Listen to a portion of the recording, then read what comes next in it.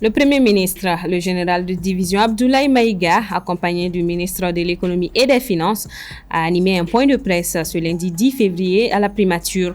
Au menu, les décisions majeures prises lors du Conseil des ministres du 5 février dernier.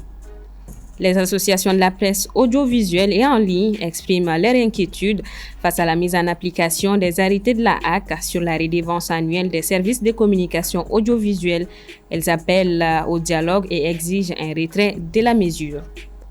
Sidiki Diabaté s'est produit ce week-end à Paris. Pendant ce show inédit, l'artiste se serait fait dérober d'une somme de 200 000 euros.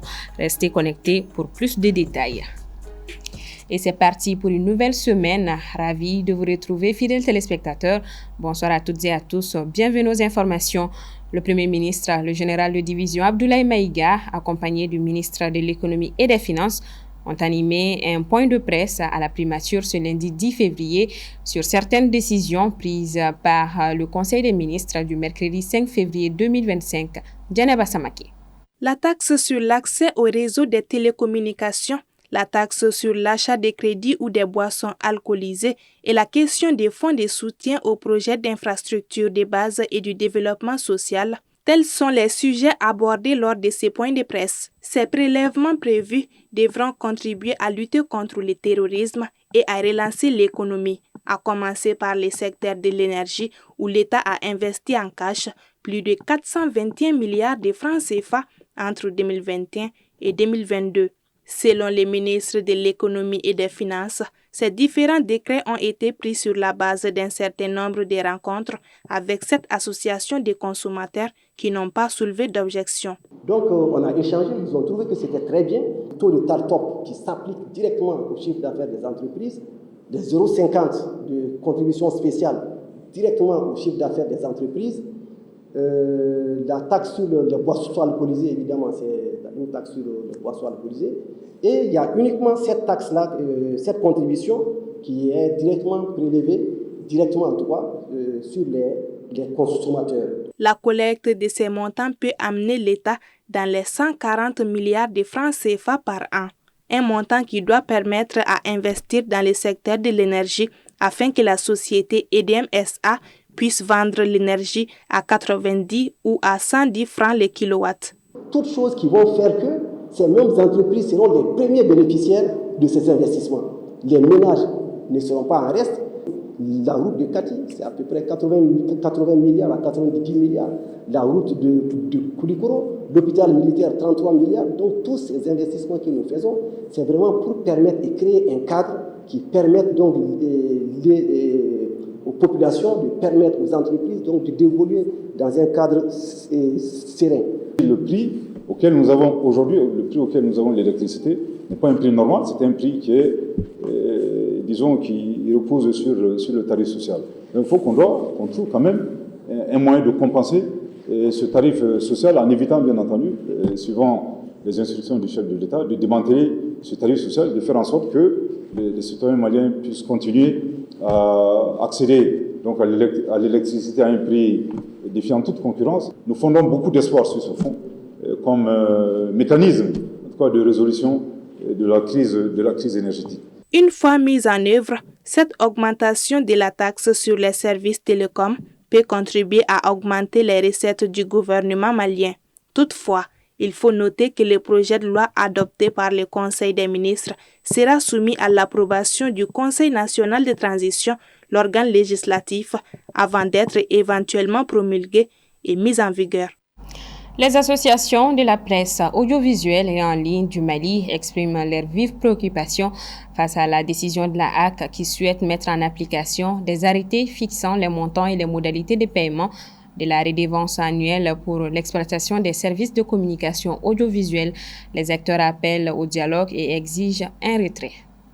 C'est dans un communiqué conjoint daté du samedi 8 février que les associations de la presse audiovisuelle et en ligne du Mali ont exprimé leurs préoccupations à l'issue d'une publication de la Haute Autorité de la Communication des arrêtés interministériels numéro 4473 et 4474. En effet, ces arrêtés fixent les montants et les modalités de paiement de la redevance annuelle pour l'exploitation des services privés de communication audiovisuelle, les frais de délivrance de l'autorisation d'établissement, d'exploitation et de changement de typologie des 10 services, peut-on lire dans le communiqué. Nous avons quelques soucis avec la haute autorité de la communication par rapport au nouveau tarif des redevances que les télévisions, les radios, les web TV et les web radios doivent payer dans les jours à venir ou dans les années à venir. Nous estimons que ces nouveaux tarifs sont intenables pour les médias qui sont déjà agonisants. Vous savez qu'avec la crise multidimensionnelle, précisément la crise énergétique, tous les médias sont frappés directement et indirectement.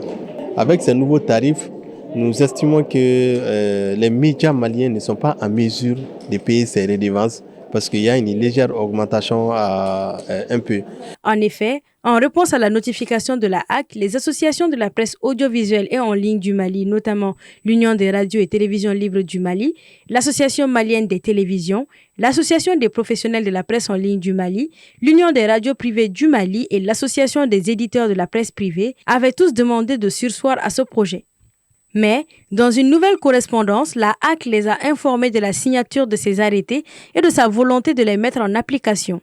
Une décision considérée par les associations de la presse audiovisuelle et en ligne du Mali comme une menace directe à la survie de la presse malienne tout entière. Bon, nous avons été surpris quand même de voir qu'il y a eu une augmentation unilatérale sans pour autant passer par ces négociations au préalable. Dire qu'on va ajouter, qu'on va inventer d'autres charges encore, vraiment c'est pourquoi nous avons demandé la suspension pure et simple de ces dispositions aujourd'hui. L'application de ces nouveaux tarifs constitue une vraie menace pour la survie des médias. Vous serez d'accord avec moi que déjà avec la crise actuelle, les médias sont, je peux dire, vivotent. Il y a des médias déjà qui ont fermé leurs portes parce qu'ils n'arrivent même pas à payer les taxes existantes. Tout en soulignant le contexte économique difficile auquel les médias maliens font face, particulièrement en raison de la crise énergétique, les associations de la presse audiovisuelle et en ligne du Mali regrettent le manque de concertation dans la détermination des montants des redevances. Les associations demandent donc un report de la mise en œuvre de ces arrêtés et appellent à l'ouverture d'un dialogue inclusif avec les autorités compétentes afin de trouver une solution concertée et adaptée à la réalité économique des médias au Mali. Situation sécuritaire à présent. Dans un communiqué de l'armée, une mission d'escorte de véhicules civils a été embusquée vendredi par un groupe de terroristes entre Gao et Ansongo, près de Kobe. 25 civils ont été tués et 13 autres blessés. Suite à cette attaque, les transporteurs de la zone ont décidé d'observer une grève à durée indéterminée. Le récit avec Soumaïla Fani. À une trentaine de kilomètres de Gao sur la route d'Ansongo, précisément à Kobe, un convoi civil escorté par des militaires a été visé vendredi 7 février par un groupe de plusieurs terroristes selon un communiqué de l'état-major général des armées. L'attaque a fait 25 civils tués et 13 autres blessés, majoritairement des jeunes orpailleurs étrangers, en partance pour la mine d'or de Tangan dans la région de Gao. Au cours des opérations de ratissage de l'armée, 19 corps terroristes abandonnés et 4 autres blessés ont été retrouvés selon le même communiqué. Suite à cette attaque, selon plusieurs sources locales, l'ensemble des syndicats de transporteurs de la région de Gao ont décidé d'observer un arrêt de travail pour une durée indéterminée à compter de ce lundi 10 février. Ces syndicalistes exigent l'arrêt systématique des escortes sur l'axe Gao-Ansongo et Ansongo-Labzega, la mise en place des checkpoints avancés notamment dans les endroits à risque et la mise en place d'une unité de patrouille le long des deux axes. Pour rappel, ces derniers mois, l'axe routier Ansongo-Gao a été le théâtre de plusieurs attaques terroristes. Au début de janvier, l'armée avait affirmé avoir arrêté Abou H, un chef de premier plan de l'organisation de l'État islamique au Grand Sahara, et tué plusieurs de ses combattants dans une opération dans la même région de Gao. Elle présentait Abou H comme un terroriste longtemps recherché et connu des services de renseignement pour sa responsabilité et la coordination des pires exactions et abus contre les populations dans les régions de Menaka et Gao, ainsi que les attaques contre les forces armées maliennes. À Paris, dans la capitale française, s'ouvre aujourd'hui le sommet de l'intelligence artificielle pour 2 jours. Cet événement qui réunit les grandes figures de l'IA a pour objectif de permettre à la France ainsi qu'à l'Union européenne de trouver leur place entre les géants chinois et américains de l'intelligence artificielle. Si plusieurs thèmes ont été définis pour le sommet, l'un des principaux points de discussion sera l'entreprise chinoise DeepSeek qui a secoué la bulle de l'IA en publiant ce qu'elle a déclaré être un modèle fondamental moins coûteux et plus efficace sur le plan énergétique. Nous nous plongeons dans le showbiz à présent. Pendant qu'il était en concert à Paris ce week-end, Sidiki Diabaté s'est fait dérober la recette de sa tournée, un montant qui s'élève à plus de 130 millions de francs CFA. Assetoumani Koulibaly et Djenaba Samake. Une nouvelle qui a pris la toile ce mercredi 9 février, lendemain du concert de Sidiki Diabaté à la Défense Arena de Paris.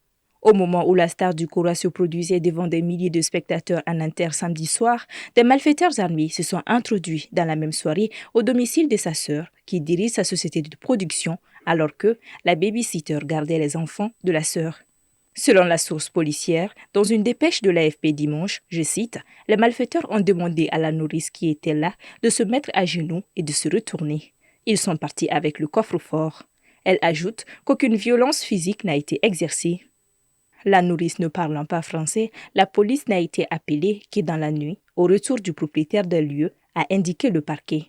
La sœur du musicien avait déposé dans l'après-midi, dans le même coffre volé, 190 000 €, soit 130 millions de francs CFA de recettes de la tournée de son nouvel album Kora Lover, selon la même source policière. Des précisions que le parquet de Bobigny en Seine-Saint-Denis n'était pas en mesure de confirmer dans l'immédiat.